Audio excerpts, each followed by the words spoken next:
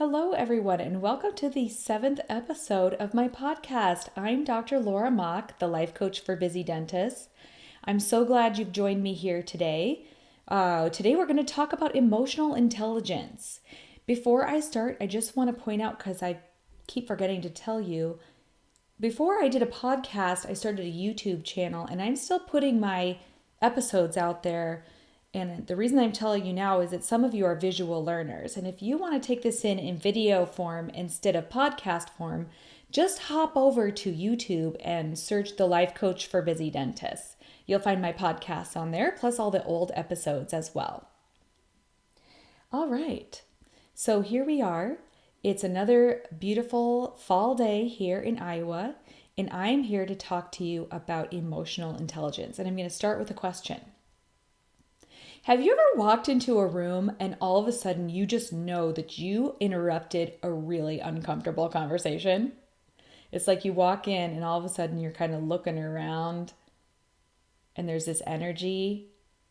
What did you see when you walked into the room? You might have seen some nonverbals, like some sighs and some frowns or some body language that was communicating discomfort or unhappiness. And what did you feel in the room? It was probably some bad energy. Where does that even come from?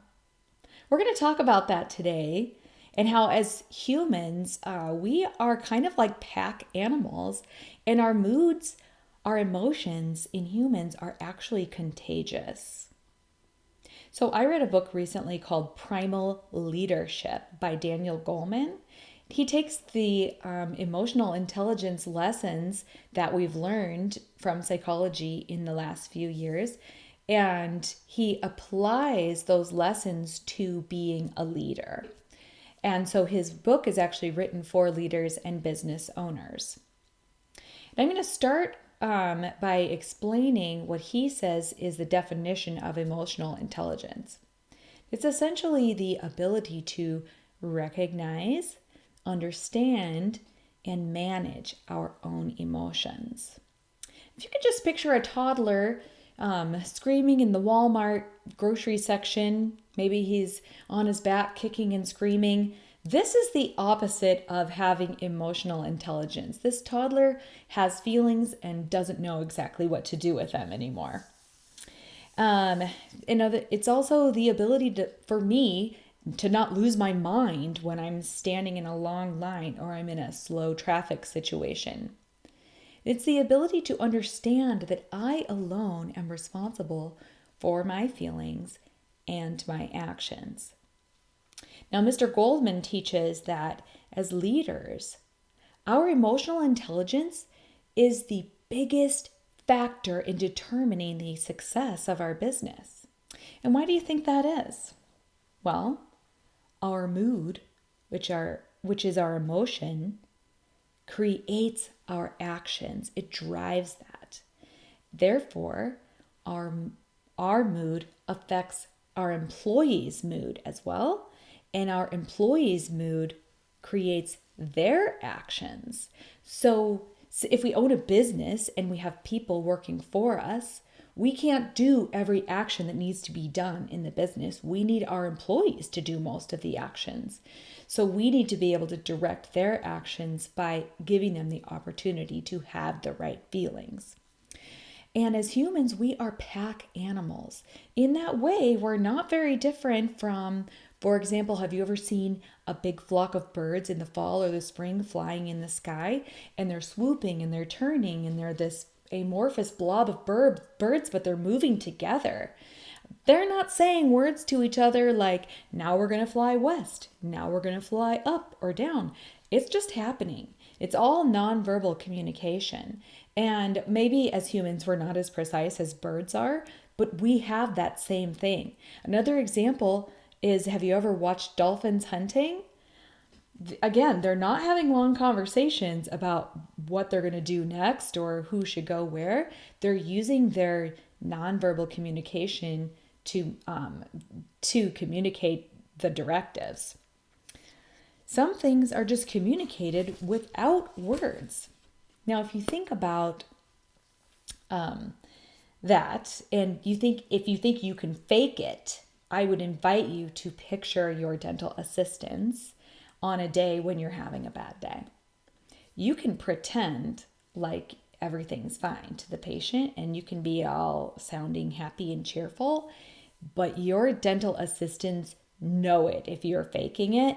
And my assistants can tell everything without me saying a word. They even know what instrument to hand to me, even if it's not the normal one that I would usually take. It's wild how they can do that. And they can sniff it if you're not feeling appreciative of them. You can even say, "Thank you so much, I appreciate you so much," but they know it if you're not telling the truth. Now let's step back for a second and let's just talk about the typical day for one of you, just in the dentisting part, okay? So I'm not even talking about what you do before or after work. Just bear with me for a second while we explore what derails our moods, okay? Our main instrument turns at 250,000 RPMs, and we use it on living tissue that has nerves and is connected to patients who have anxiety. And it's in a place where millimeters matter, angles matter, isolation matters, cooperation matters. And sometimes we're doing it on patients with really protective airways, or, always my classic example, they can't lay back all the way, whatever. There's all these things that are connected to what we are trying to fix. And we have nature and biofilm and forces working against us.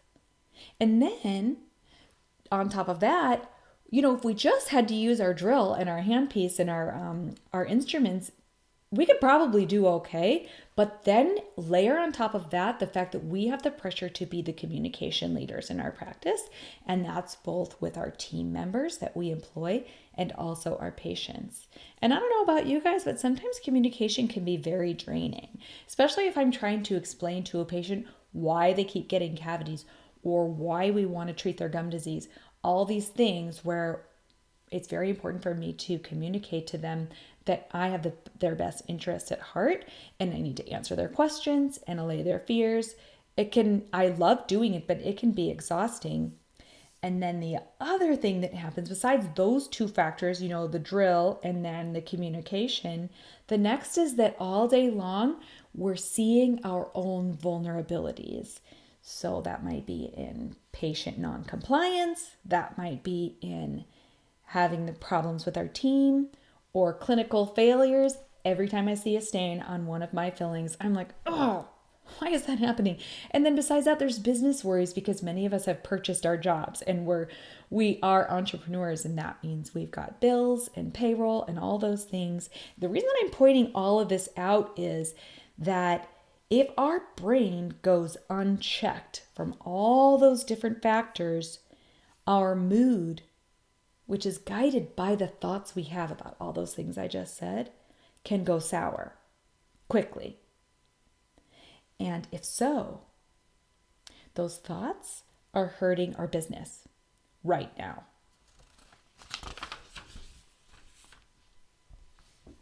Now, after I read Primal Leadership, I decided to do an experiment that I'm going to tell you about. And I already wrote an article about this. It's in the Dental Entrepreneur Women's blog, just in case you want to look it up. It's called My Dental Happiness Experiment, and it's Dental Entrepreneur Women. So up until this point, when I realized that my mood was so important, being cheerful to my team had not been at the forefront of my mind. In fact, in my practice environment, being happy had become an afterthought for me. If I thought of being nice to my employees, I pictured it as something I was doing to be nice for charitable reasons, because, I'm a good person and all. I didn't think about it in terms of the benefit to myself. What if I chose to be happy deliberately for me, for my mood, and also for my business outcomes? And I wanted to try this out. What could it hurt? I went to sleep on a Sunday evening reviewing in my mind that my good mood could actually make a bigger impact on my bottom line than any other skill I could learn. So Monday morning arrived and I was pumped. Our huddle began, and instead of reporting to my team the exact time frame of the insomnia I had the night before or about my husband snoring, I told them how excited I was to work this day with them. And I encouraged positive discussion about our day. I directed if we went off the rails. There were smiles all around, and I thought, maybe this emotional contagion is a real thing. At the end of our meeting, I expressed gratitude for each and every one of them and sent them off to give the best service possible. And we worked our butts off that day. All day long, I mindfully remembered that my mood was a valuable asset for my own work satisfaction and my bottom line. Even though we worked ridiculously hard that day, we ended the day with smiles on our faces and pride in our level of service. And I can't emphasize this part enough, you guys. Not only did we all have a good time that day, but our numbers were off the charts.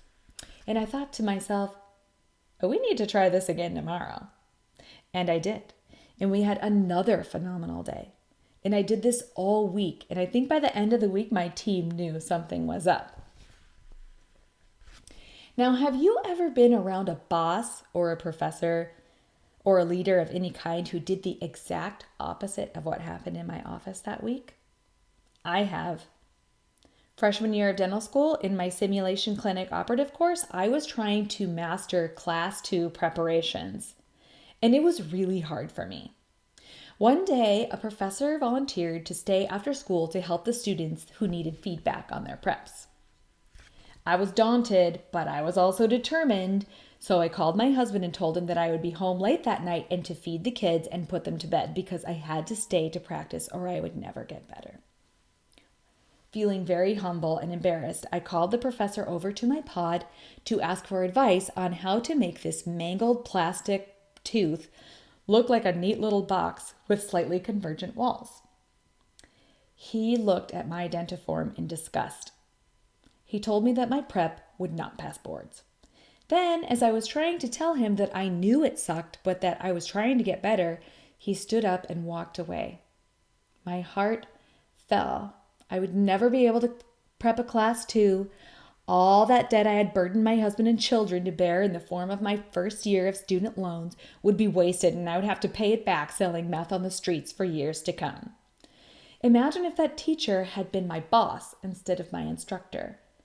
Do you think that I would want to go to the ends of the earth each day if I was treated like that? Now let's go back to the definition of emotional intelligence. You know, that ability to not act like a toddler. I asked myself, how have I been acting like a toddler in my practice? And how has it been affecting my results? Now, this is the part I always get to, guys, where I lay out my own vulnerability, so you don't have to. I'm going to tell you some of the dumb things I've done. This is a really hard one.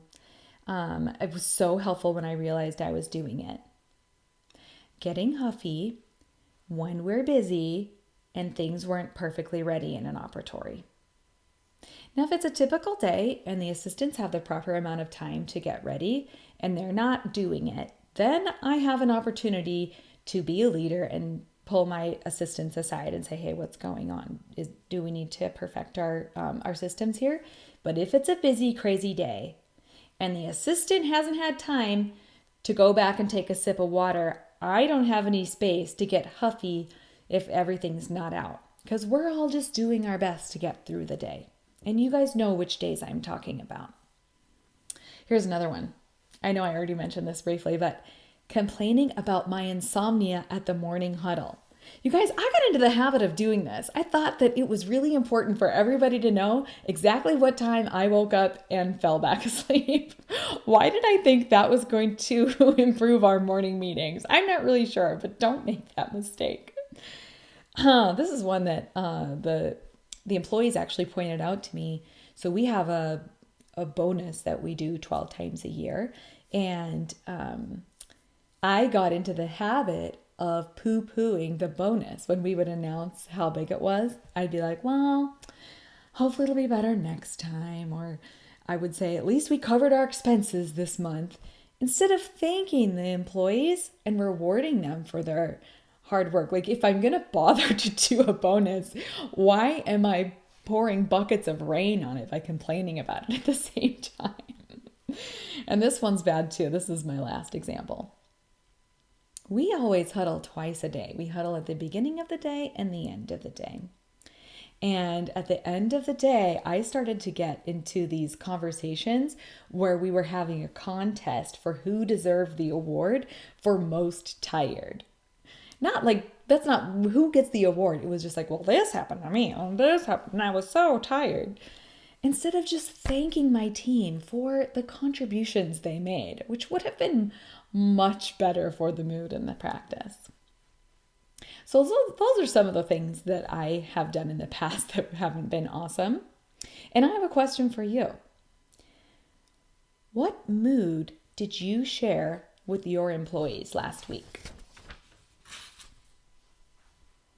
What mood do you want your employees to get from you this week? And why that mood in particular? You might want to write it down. And how will your practice be better if you can spread that mood? Now, this is where it starts. What do you need to feel so that you can lead your team to feel it too? And since your thoughts lead to your feelings every time, what can you think to give yourself that feeling? So you guys want to know what I told myself during my own dental happiness experiment? I said this in my car to myself every morning.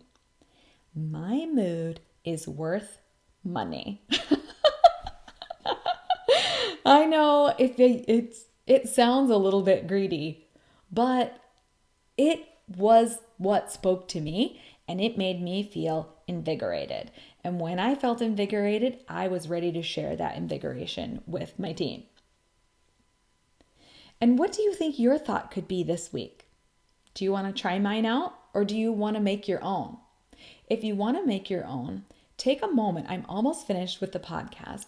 Take a moment when I'm done talking to just experiment with some sentences you could say to yourself before you go into the office the next morning. Choose a sentence that gives you the feeling you want, and that feeling will drive your actions. And then afterwards, if this experiment has been helpful, will you do me a favor? Will you reach out to me and share your sentence and the impact that it had? I would love to hear from you and hear how things went. Well, that's all that I have for you today. I have really been enjoying hearing from you more since I started my podcast. And if you've been thinking about reaching out to me, please do so. I would love to hear from you. Thanks, everyone. Bye-bye.